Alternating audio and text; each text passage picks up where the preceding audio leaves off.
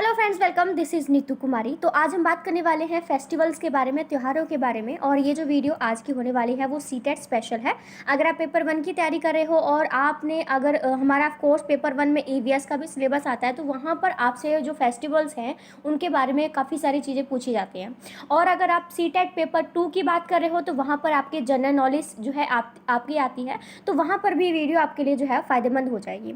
इसमें मैं थोड़ा सा ब्रीफली जो चीज़ें हैं वही आपको मेंशन करके यहाँ पे बताऊंगी। ज़्यादा हम चीज़ों को बढ़ा चढ़ाकर इसमें बात नहीं करेंगे, लेकिन जो चीज़ें इंपॉर्टेंट होगी वो मैं ज़रूर आपको यहाँ पे बता दूंगी। तो आज हम जो है फेस्टिवल स्पेशल बात करने वाले हैं कि हमारे भारत के राज्यों में किन किन राज्यों में क्या क्या त्यौहार मनाए जाते हैं और कैसे कैसे मनाए जाते हैं। बहुत ही इंपॉर्टेंट वीडियो है, शुरू से लेकर एंड तक देखना आपके लिए बहुत ज़्यादा ज़रूरी है, तो ध्यान से देखिएगा, ठीक है। तो मैंने इस वीडियो में जो कॉमन त्यौहार है हमारे, जैसे होली दिवाली है, उनको ऐड नहीं किया है क्योंकि इन त्योहारों से आप बहुत ही परिचित हो चुके हो। आपकी लाइफ में आपने कई बार इन त्योहारों को मनाया है, देखा होगा फिल्मों वगैरह में भी। लेकिन कुछ त्यौहार ऐसे होते हैं जिनमें आपका इंटरेस्ट नहीं होता, या फिर आप परिचित तो होते हैं लेकिन आपकी फैमिली में वो त्यौहार मनाए नहीं जाते हैं, तो आपको इसके बारे में बहुत ही कम नॉलेज होती है। लेकिन जो एग्जामिनर आपका क्वेश्चन पेपर बनाता है वो हर चीज़ में इंटरेस्ट लेता है, वो कहीं भी किसी भी सब्जेक्ट से, किसी भी टॉपिक से रिलेटेड कोई भी क्वेश्चन आपसे पूछ लेता है। तो आपकी जिम्मेदारी खुद की बन जाती है कि आपको हर चीज़ के बारे में पूरी नॉलेज होनी चाहिए, ठीक है। तो चलिए हम त्यौहार की बात करते हैं। सबसे पहले धनतेरस से शुरुआत करते हैं। तो धनतेरस के बारे में ये है कि हिंदू धर्म में दिवाली का त्यौहार बहुत ही उत्साह के साथ मनाया जाता है ना। और दिवाली की शुरुआत धनतेरस के पावन पर्व से होती है, यानी कि दिवाली की जो शुरुआत है वो धनतेरस से इसकी स्टार्टिंग होती है। धनतेरस का त्यौहार कार्तिक मास की कृष्ण त्रयोदशी को मनाया जाता है और इस दिन भगवान धन्वंतरी जो है उनकी पूजा अर्चना की जाती है। ये हमेशा याद रखना, ये क्वेश्चन जरूर पूछा गया था प्रीवियस ईयर में कि धनतेरस का जो त्यौहार है उसमें किस भगवान की पूजा की जाती है, तो उसमें धन्वंतरी जो भगवान है उनकी पूजा अर्चना की जाती है। इस दिन नए बर्तन गहने खरीदना जो है शुभ माना जाता है। यानी कि जो हमारा धनतेरस का त्यौहार होता है उसमें कुछ नई चीज़ें खरीदी जाती है। स्पेशली बर्तन की बात करते हैं, बहुत सारे लोग पहले के टाइम पे बहुत सारे बर्तन खरीदा करते थे, लेकिन आज के टाइम पे लोग जो है चम्मच ही खरीद लेते हैं, ठीक है, या फिर चाकू खरीद लेते हैं, ठीक है। कुछ स्टील वगैरह के जो बर्तन होते हैं स्पेशली वो इसमें खरीदे जाते हैं। तो कुछ लोग इस तरह से इसको सेलिब्रेट कर लेते हैं, ठीक है। बाकी पहले के ज़माने की बात करें तो पहले बहुत ही ज़्यादा ही अच्छे तरीके से जो बर्तन हुआ करते थे उनको खरीदा जाया करता था। लेकिन आज के टाइम पे तो बस एक टाइम पास ही मेरे ख्याल से काम खत्म करते हैं कि ठीक है कुछ नई चीज़ लानी है, चम्मच ही लेके आ जाए, एक ही लेके आ जाइयो, ठीक है। तो ये चीज़ आज के ज़माने में थोड़ा सा चेंज हो गया त्यौहार को मनाने का। उसके बाद हम नेक्स्ट त्यौहार की बात करते हैं, वो है क्रिसमस। ये त्यौहार आप बहुत ही अच्छे से परिचित तो हैं, लेकिन इसके बारे में थोड़ा डीपली हम इसके बारे में नॉलेज जान ले तो बहुत अच्छा रहेगा। क्रिसमस ईसाइयों का प्रसिद्ध और सबसे प्रमुख त्यौहार है। तो आपको पता होगा कि जो क्रिसमस है वो हिंदुओं का नहीं बल्कि क्रिसमस जो ईसाई होते हैं उनका ये बहुत ही मेन त्यौहार माना जाता है। लेकिन इसे ईसाई धर्म के अलावा दूसरे धर्म के कुछ लोग भी बड़े उत्साह के साथ मनाते हैं। और मुझे लगता है क्रिसमस का तो एक ऐसा त्यौहार बन चुका है, बनता जा रहा है कि इसे हर किसी जो हमारे धर्म के लोग होते हैं वो इसको मनाते हैं, ठीक है। क्योंकि क्रिसमस पे सब लोग कुछ ना कुछ, मतलब सेंटा तो किसी न किसी घर में होता ही है। बच्चे को, छोटे बच्चे को सेंटा वाले कपड़े तो जरूर ही लेके आ जाते हैं। किसी ने, आपके घर में भी छोटे बेबी होगा तो किसी न किसी कपड़े जरूर पड़े होते हैं जो सेंटा वाले होते हैं। तो यानी कि दूसरे धर्म के लोग भी क्रिसमस को बहुत ही अच्छे से मनाते हैं। इस त्यौहार को ईसा मसीह के जन्मदिन के रूप में मनाया जाता है। क्रिसमस वाले दिन जो है ईसा मसीह जी जो भगवान हैं क्रिश्चियंस के, उनका जन्म हुआ था तो उनका जन्मदिन मनाया जाता है। ये हर साल 25 दिसंबर को संपूर्ण विश्व में मनाया जाता है। यानी कि 25 जनवरी को हर साल जो है वो, सॉरी माफ़ कीजिएगा, 25 दिसंबर जो है उसको हर साल जो है पूरी ही विश्व में, पूरी दुनिया में ये डे मनाया जाता है। इस दिन को बड़ा दिन भी कहा जाता है क्योंकि इसमें बहुत सारी एक्टिविटीज़ होती हैं और बहुत सारी रैलियाँ भी निकाली जाती हैं। सेंटा जो है कपड़े पहन के बच्चों को गिफ्ट्स वगैरह देते हैं, तो बहुत ही इंटरेस्टिंग जो वे में जो है इस त्यौहार को मनाया जाता है, बहुत इंटरेस्ट भी लेते हैं लोग, ठीक है। इस दिन चर्च को फूलों और रोशनी से सजाया जाता है। स्पेशली चर्च जो है वो तो होगा ही होगा। और शाम को चर्च में प्रार्थनाएँ होती हैं, केक भी काटा जाता है।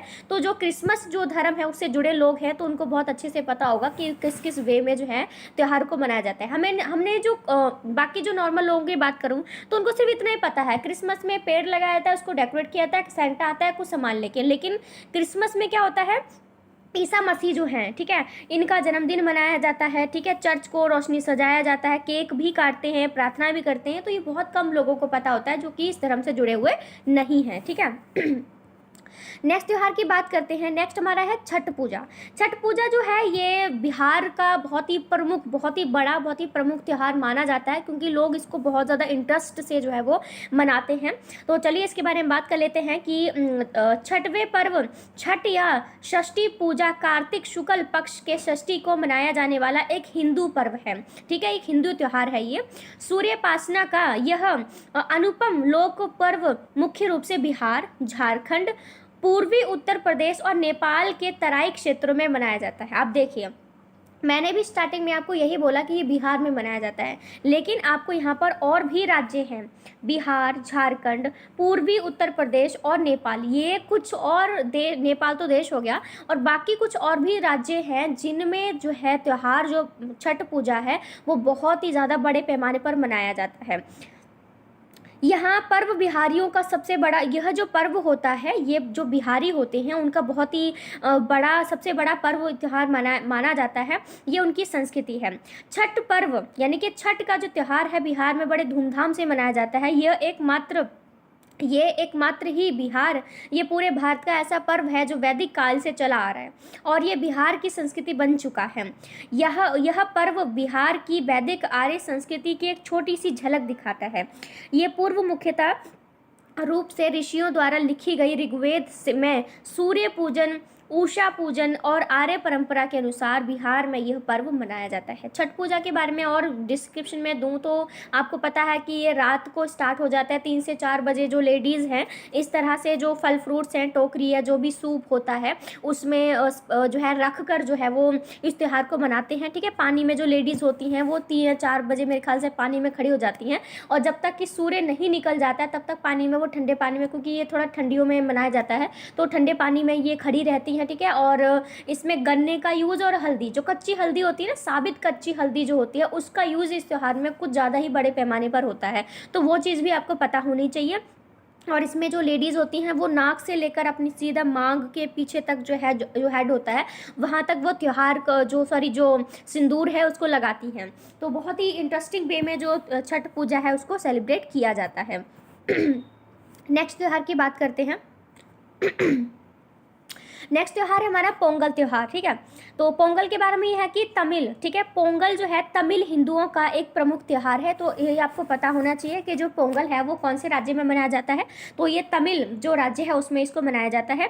यह हर साल 14 से 25 जनवरी को मनाया जाता है, यानी कि 14-15 जनवरी को हर साल ये जो त्यौहार है वो ये मनाया जाता है तमिलनाडु में। यहाँ पे तमिल लिखा है, मेरे ख्याल से तमिलनाडु इसका पूरा नाम होगा, हाँ जी तमिलनाडु होगा, ठीक है। इसकी तुलना नवान्न से की जाती है, जो फसल की कटाई का उत्सव होता है। ये जो आप यहाँ पे देख सकते हैं किस तरह से सेलिब्रेट किया, वो फोटो में आप आराम से देख सकते हैं। बाकी मैं वो एक्सप्लेन कर दूँ, फिर समझाती हूँ पिक्चर को। पोंगल का तमिल में अर्थ उफान या विप्लव होता है। पारंपरिक रूप से संपन्नता को समर्पित त्यौहार है जिसमें समृद्धि लाने के लिए वर्षा, धूप और खेतीहर मवेशियों की आराधना की जाती है। जो बारिश है, धूप है, और जो खेतीहर मवेशी यानी कि वे मवेशी यानी कि वे जानवर, पशु जिनका इस्तेमाल जो है खेती बाड़ी में यूज़ किया जाता है उनका, ठीक है, तो उनकी पूजा इसमें की जाती है। इस पर्व का इतिहास कम से कम 1000 साल पुराना है। ये क्वेश्चन पूछा गया है कि कितना साल पुराना है, तो ये 1000 साल पुराना है, तथा इसे तमिलनाडु के अलावा अन्य भागों में जैसे श्रीलंका है, मलेशिया भी है, ठीक है, मॉरिशस है, अमेरिका, कनाडा, सिंगापुर और अन्य कई स्थानों पर रहने वाले तमिलों द्वारा उत्साह से मनाया जाता है। यानी कि सिर्फ और सिर्फ तमिलनाडु में ही नहीं आई है, बल्कि दूसरे राज्यों में, दूसरे देशों में जितने भी तमिलनाडु से के लोग रह रहे हैं वहाँ पर भी इस त्यौहार को ही वो लोग मनाते हैं। इससे बहुत फ़ायदा ही होता है कि दूसरे जो देश के लोग हैं वो हमारे कल्चर को जान पाते हैं, वो देखते हैं किस किस तरह से इन त्योहारों को मनाया जा रहा है, तो उसमें इंटरेस्ट भी लेते हैं और उसमें पार्टिसिपेट भी करते हैं, और नेक्स्ट टाइम के लिए भी वो रेडी रहते हैं कि हम नेक्स्ट टाइम भी इसमें पार्टिसिपेट करेंगे। तो एक वाइडली हमारा कल्चर जो है वो लोगों तक पहुँच जाता है, फैल जाता है ना। उसके बाद है तमिलनाडु के प्राय सभी सरकारी संस्थानों में इस दिन अवकाश होता है, यानी कि जिस दिन तमिलनाडु में ये पोंगल का त्यौहार मनाया जाता है उस दिन जितने भी सरकारी इंस्टीट्यूट, जितने भी सरकारी संस्थान होते हैं उनकी छुट्टी कर दी जाती है, उनकी छुट्टी होती है, लीव होती है, ठीक है। तो ये बहुत इंपॉर्टेंट त्यौहार है, इसके बारे में देखो काफ़ी कुछ है कि 14-15 जनवरी को मनाया जाता है ये, ठीक है। बाकी जो है 1000 साल पुराना है। धूप, बारिश, खेतीहर मवेशियों की पूजा की जाती है इसमें। Canada, Sri Lanka, Malaysia, Mauritius, America, Singapore, अन्य देशों में भी इस त्योहारों को जो तमिलनाडु के लोग हैं वहाँ पे जो रहते हैं वो इसको मनाते हैं, ठीक है। और ये भी है इसमें कि इस दिन जितने भी सरकारी संस्थान है उस दिन इस पर छुट्टी की जाती है, ठीक है। और ये पिक्चर्स की हम बात करें तो पिक्चर में आप देख सकते हो ये गन्ने हैं, देख सो आपको डंडा लग रहा होगा, ये बांस नहीं है, ये गन्ना है। गन्ना उस गन्ने का एक टाइप की खेती है, तो उसी प्रकार का एक गन्ना है। ये थोड़ा सा महरून कलर का गन्ना होता है और अंदर से थोड़ा सा पीला सा निकलता है, बहुत ही मीठा होता है, ठीक है। बहुत ही मुलायम भी होता है, इसको काटना आप दांत से आराम से इसको छील सकते हैं, ठीक है। तो इसको ऐसे झोंपड़ी जैसा ऐसे स्ट्रक्चर में खड़ा करके इसमें जो है वो चावल बनाए जाते हैं। इसके नीचे आप देख सकते हैं ना, एक लेडी कुछ करछी डाल रही है, तो इसमें जो वाइट चावल है ना वो बनाए जाते हैं इस त्यौहार में। इस तरह से इसको मनाया जाता है। बहुत ही देख तो सारे डेकोरेटिव तो है ही हैं, क्योंकि कोई भी त्यौहार होता है उसमें डेकोरेशन तो होती है, बहुत सजावट के साथ लोग बड़े अच्छे से मनाते हैं। उसके बाद है परशुराम जयंती। परशुराम जयंती भी एक त्यौहार है। अब इसको जयंती तो आप कहते हो, लेकिन ये एक बहुत बड़ा त्यौहार होता है। लेकिन इसको लोग जो हमारे जो हमारा इंडिया है उसमें इतने ज़्यादा बड़े पैमाने पर इसको नहीं सेलिब्रेट किया जाता है, लेकिन फिर भी बहुत ही इम्पोर्टेंट त्यौहार है। और ये मैंने इसीलिए इसको जानबूझ के ऐड किया है क्योंकि इससे रिलेटेड पहले MCQ क्वेश्चन पूछा जा चुका है। और मेरे ख्याल से पिछले अगर 5 सालों की बात करूँ तो उसमें 4 साल तो ऐसे ही हैं जहाँ पर ये क्वेश्चन रिपीट हुआ है, ठीक है, या फिर थोड़ा घुमा फिरा के पूछा गया, लेकिन ये परशुराम जयंती से पूछा ही गया है। तो आपके लिए बहुत ज़रूरी हो जाता है। तभी मैंने बोला कि हर एक, चाहे कोई भी चीज़ आपको लगता है इंपॉर्टेंट है या नहीं है, फिर भी आप उसके आपके लिए वो चीज़ इंपॉर्टेंट होनी चाहिए। तो परशुराम जयंती के त्यौहार के बारे में बात करते हैं कि हिंदू धर्म के अनुसार भगवान परशुराम ने ब्राह्मणों और ऋषियों पर होने वाले अत्याचारों का अंत करने के लिए जन्म लिया था। ऐसा कहा जाता है कि जो परशुराम थे उन्होंने ब्राह्मण और ऋषियों पर बहुत ज़्यादा जो अत्याचार किए जाते थे उस टाइम पे, राजा महाराजा भी, ऐसा तो नहीं है कि राजा महाराजा उनको बहुत ही मारा कूटा करते थे, उनको बहुत ही इंपॉर्टेंस भी देते थे, लेकिन पहले फिर धीरे धीरे करके क्या हुआ, इनका थोड़ा सा शोषण होने लगा। तो उस उनको अत्याचार से बचाने के लिए जो परशुराम ने जन्म लिया, ऐसा कहा जाता है, ठीक है। कहते हैं कि परशुराम जयंती के दिन पूजा पाठ करने से शुभ फल की प्राप्ति होती है। इस दिन दान पुण्य करने का विशेष महत्व होता है, क्योंकि ये क्या थे, एक ब्राह्मण थे, एक पुरोहित थे, ऋषि थे, और ये जो है वो दान तो उनसे जुड़ा ही होता है, ठीक है। तो इस दिन दान पुण्य करना बहुत ही इंपॉर्टेंट माना जाता है। मान्यता है कि जिन लोगों की संतान नहीं होती उन लोगों को इस व्रत को करना चाहिए, यानी कि इस दिन व्रत भी रखा जाता है, स्पेशली जिन बच्चों के बेटे या बेटी, जो भी संतान, उनका बच्चा नहीं होता है, ठीक है, तो इस दिन का जो उपवास है वो रख सकते हैं, ऐसा माना जाता है। इस दिन भगवान परशुराम के साथ विष्णु जी का आशीर्वाद भी मिलता है, यानी कि इस दिन ना सिर्फ हमारे परशुराम भगवान जी का आशीर्वाद मिलता है, बल्कि इस दिन जो है भगवान विष्णु का भी आशीर्वाद मिलता है। और परशुराम तो आप जानते भी हैं, जो मेरे ख्याल से भगवान श्री राम के जब उन्होंने धनुष तोड़ा था तब ये वहाँ पर आए थे। थोड़े से गुस्सैले स्वभाव के हैं ये, लेकिन नरम दिल भी हैं, ठीक है, क्योंकि उन्होंने गुस्सा इसलिए किया था क्योंकि वो भगवान शिव का बहुत ही इंपॉर्टेंट धनुष था, जिसको वो श्री राम से टूट गया गलती से, ठीक है। लेकिन उनको दुख हुआ कि वो भगवान श्री जो हमारे शिव थे उनका धनुष ही तोड़ दिया गया, टूट गया, जो भी है, तो काफ़ी गुस्से में थे। लेकिन वैसे भी थोड़ा सा इनका गुस्सीला व्यवहार हुआ करता था, पर बहुत ही अच्छे भी थे, स्वभाव के बहुत ही मुलायम भी थे। जैसे कोकोनट का होता है ना कि बाहर से टाइट और अंदर से मुलायम, तो ये वैसे ही जो है उनके बिहेवियर था। तो ये आज के हमारे सिर्फ इतने ही त्यौहार हैं जो आपके लिए पता होने चाहिए। बहुत ही शॉर्ट वीडियो में मेरे ख्याल से आपको अच्छे से समझ में आ गया है। तो कुछ ब्रीफ चीज़ें होती हैं जो आपको ब्रीफली ही करनी चाहिए, ज़्यादा इसके बारे में अगर आप नेट पर इसको ढूंढने लग जाओगे ना, इतनी सारी डिटेल मिल जाएगी कि आपको उसमें से कुछ भी याद नहीं रहेगा। तो जितना इंपॉर्टेंट है वही मैंने आपके सामने सर्व किया है। अब इसको कैसे खाना है, कैसे यूज़ करना है, वो आप मर्जी से जानिएगा, ठीक है। तो आज का सेशन यहीं पे अंत होता है इसका। अगर आपको सेशन अच्छा लगा हो तो वीडियो को लाइक, शेयर, सब्सक्राइब, अगर आपका मन करता है, दिल करता है, तो आप कर सकते हैं। So thank you so much friends, thank you.